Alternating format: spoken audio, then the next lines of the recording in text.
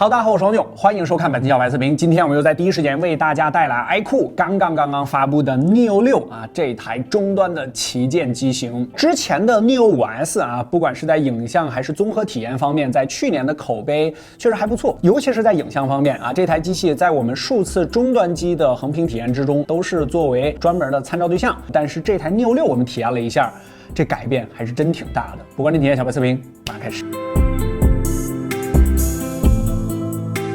包装方面还是传统的 iQOO 的这种盒子，然后这次呢它是80瓦的充电头不过也提醒大家注意，这台机器呢虽然它是8.5毫米的厚度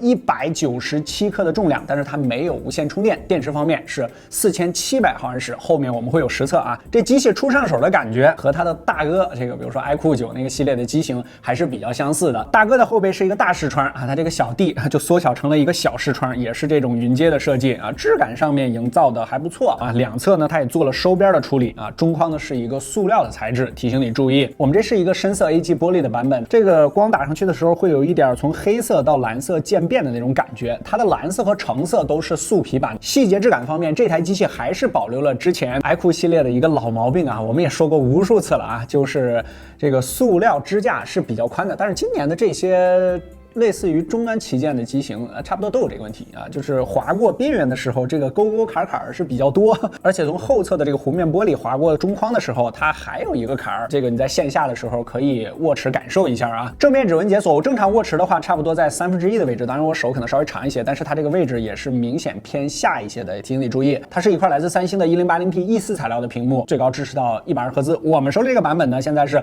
60和120赫兹两档的并没有什么特别明显的抹布或者说那种颗粒感比较强的感觉。不过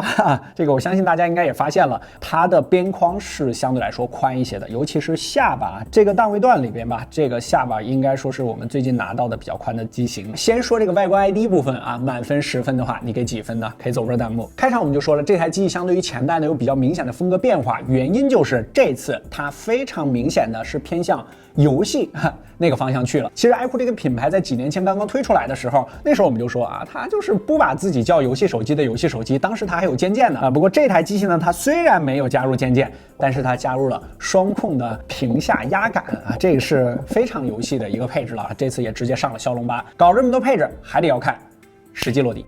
依旧由浅入深娱乐兔101万加，没游戏机那么顶但也算中上水平了。3D Mark Wildlife 的 GPU 测试达到了10205，比游戏手机红魔7 Pro 的10177还要高一点。Geekbench 5的 CPU 多核实测3657，单核1239骁龙8的正常水平。但是作为一个偏向游戏向的手机，纸面稍微保守了一点。存储方面，随机读写309、273都在中上水平。实际游戏落地120帧王者118.9帧的平均帧率， 2.1 的波动相当不错4.34瓦的平均功耗在一众骁龙8手机中也 OK。 中负载90帧吃鸡，平均 89.7， 波动 1.3表现依旧优异，和红米的 89.2 帧波动 1.2 差不多。功耗 4.54瓦，稍好一丢丢红米的 4.61瓦。中低负载表现都还好，但是到重度负载原神就有些变化了。一开始打开这个游戏我们就感觉有点怪怪的，51.7的平均帧数其实还好，但如果定位偏向于游戏就有些低了，在13分钟的时候波动较大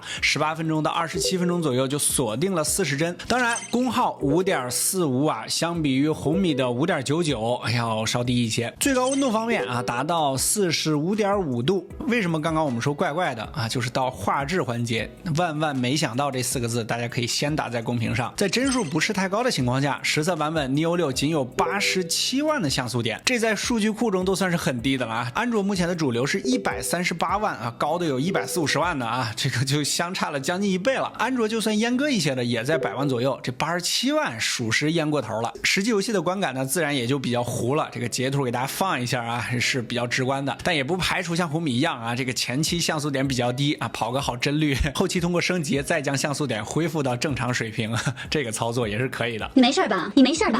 你没事吧？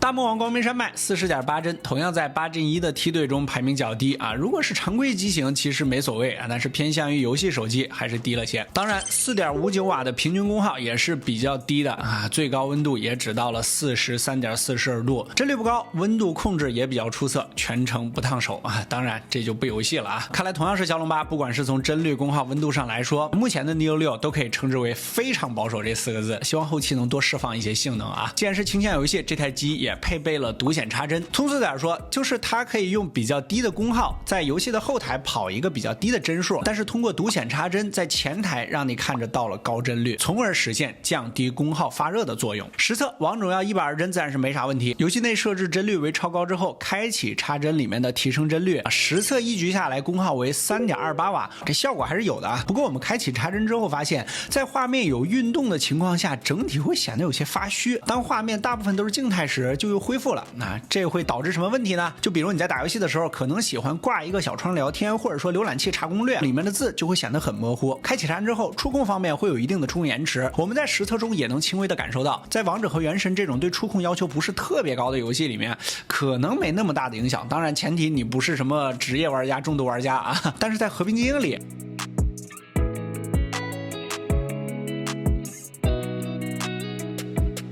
这种对开枪延迟，即便是普通玩家也有一定要求的游戏里面就不太友好了。独显芯片确实能够带来一些功耗优化，也能提供和原生几乎一样的帧率体验，但是会有一定程度的画质压缩和触控延时。当然，每个人的感官敏感度是不一样的啊，这个大家有机会可以实际体验一下，按需购入。既然整体是保守向的调度啊，那续航我们就非常好奇了。4700毫安时的电池，小白43小时轻度续航测试胜于63%，5小时重度续航测试胜于20%，在连续测到关机的项目中，总共坚持了6小时36分，保守策略还是管用的啊！这算是在骁龙8机型中缴获水平了。充电规格方面，80瓦双电芯没上到120啊，35分钟前台显示100%，36分钟完全充满了啊！如果上到120，也有个参考啊，同样是4700毫安时电池的 K50电竞版120瓦，这个21分钟就完全充满。前面感觉一直都不是太给力啊，直到数据库20款应用2轮打开测试，95秒，Neo 6是成功杀入数据库100秒大关，是除了苹果之外少数能突破100秒大关的机型，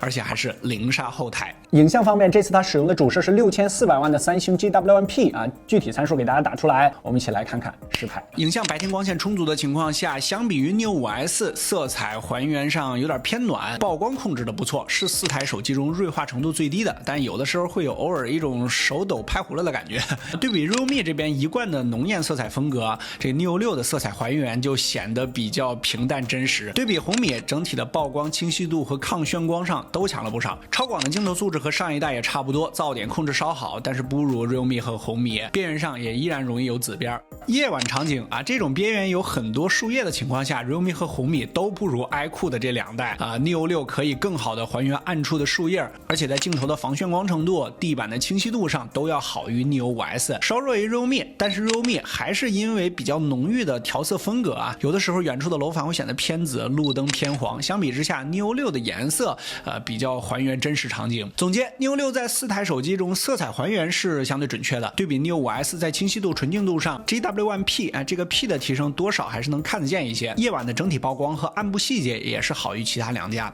Realme 相对来说拍摄总有一股糖水味儿，有的时候确实会更加好看啊，不用 P 图直接发朋友圈啊，有的时候则会显得用力过猛。红米这边呢是能单看，但是对比起来就不太行了。Neo 6虽然这一代重游戏了啊，但拥有比较好的基因传承，总体还是 OK 的。其他细节配置方面的红外啊，在顶部也是有的，然后扬声器呢是在你正常握持的时候的右侧边。它这次呢是一个听懂式的双扬声器，其实你现在可以整个想一下，这个蓝场系都没有特别强的那种针对于游戏这个领域的一个机型出现。这台机就是没有键键，加上键键，感觉就是游戏手机了。而且它的价格呢，相对来说应该会比较适用。当然，录制这期片子的时候，我们还不知道它的价格啊，这个现在你应该知道了啊，可以走波弹幕。我觉得它应该还是在原来的那个档位段里边的，就是跟红米啊，或者说跟 Realme 啊都差不多的。当然是个机型，它就有取舍啊，它做出的牺牲呢，就是在外观 ID 和质感方面呢，照之前并没有什么特别明显的这个改变，整个中框还有就是下巴的这些 ID 设计上，我感觉在同价位中显得还更粗糙一些。还是那句话，没有完美的产品，只有最适合你的产品。如果你在这个价位段比较重游戏的话，那可以考虑；如果不重游戏的话，可以看看其他家的机型。OK， 后续我们会把 Neo 6的所有实测数据都更新到我们的小白测评数据库小程序里面，你可以随时随地免费查看。如果觉得这期视频对你产生一点帮助，记得在下方给我们点个赞，特别感谢。更多内容精彩，大家在全网搜索关注小白测评，我们下期视频再见，拜拜。